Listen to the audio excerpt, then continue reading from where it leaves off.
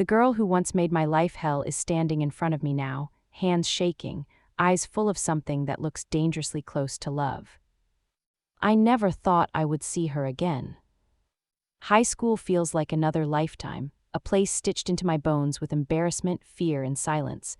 I learned how to walk with my head down there. I learned how to disappear. My name is Maya. Back then I was the quiet girl who sat near the window, the one teachers forgot to call on, the one classmates barely noticed except her. Rhea. She was everything I was, loud laughter that echoed through corridors, friends clinging to her every word, confidence like armor. She ruled the school halls without trying. And she chose me as her target. It started small, a laugh when I tripped, a nickname whispered just loud enough for others to hear, then notes slipped into my bag, jokes at my expense, people laughing because she laughed first. I never fought back, I didn't know how. I told myself it was just school, that one day it would end. It did. But the marks stayed.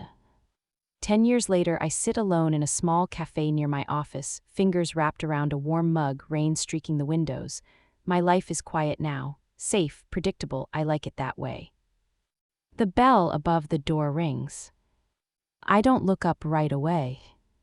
Then I hear her voice. Maya. Soft, unsure. My breath catches, slowly, unwillingly, I lift my eyes. It's her.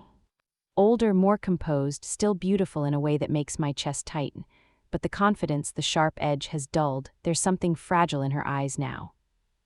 I stare at her like she's a ghost. She takes a step closer, then stops. I wasn't sure it was you, she says. I swallow. It is, I reply, my voice calm even though my hands are trembling. What do you want? She flinches, that alone surprises me. I didn't expect to see you here. I didn't expect to see you at all. Silence stretches between us, heavy with everything unsaid. She gestures to the empty chair across from me. Can I sit? I hesitate, every instinct tells me to leave, but something else, curiosity maybe, keeps me still. Fine, I say. She sits carefully, like the chair might break if she moves too fast. For a moment, neither of us speaks. Rain fills the gaps. You look good, she finally says. I let out a short laugh. That's not something you ever said to me before. Her face tightens, I know.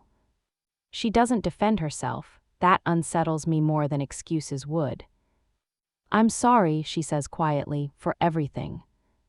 I look at her, really look. Her eyes don't dart away, she doesn't smile, she doesn't joke. This is not the girl who ruled my nightmares. You made my life miserable, I say, not accusing, just stating a fact. I know, she replies, I think about it every day. Anger rises in my chest, old, sharp, familiar. Do you, I ask, do you think about the way people laughed when you mocked me, or how I used to hide in the bathroom just to avoid lunch? Her eyes shine, yes. Her voice breaks on the word.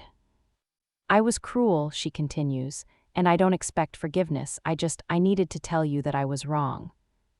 I stand abruptly, you don't get to feel better just because you said sorry.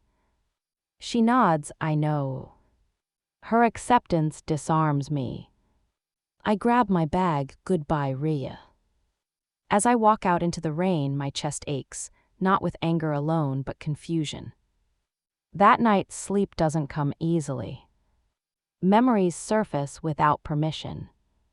Rhea watching me from across the classroom when she thought I wasn't looking, the time she snapped at someone who called me a name, then laughed it off when others noticed, the way she went silent when I cried after a joke went too far.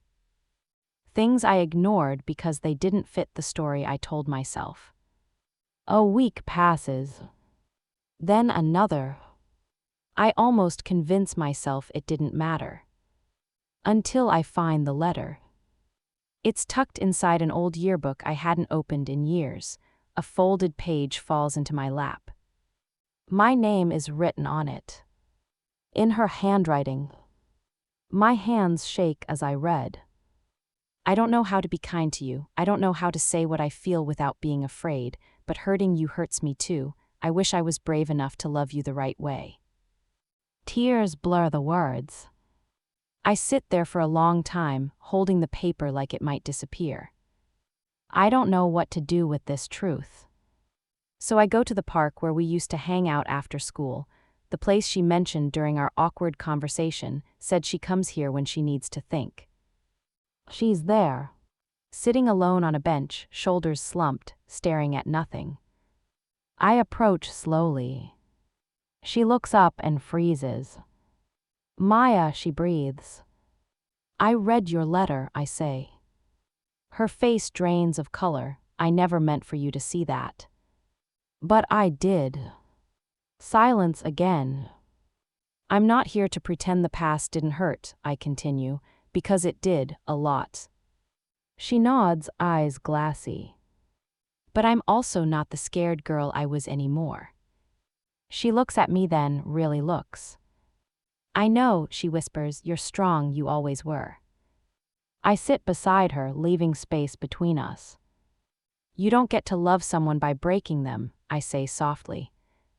I know, she repeats, I was broken too, I just didn't know how else to survive.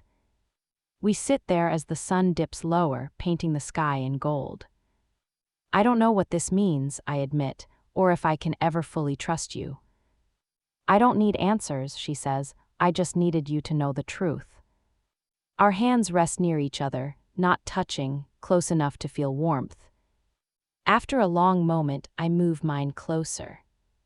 She doesn't pull away. We don't kiss, we don't promise anything. But something quiet and honest settles between us. Not a fairy tale. A beginning. Because sometimes love doesn't start gently. Sometimes it starts broken. And healing takes time.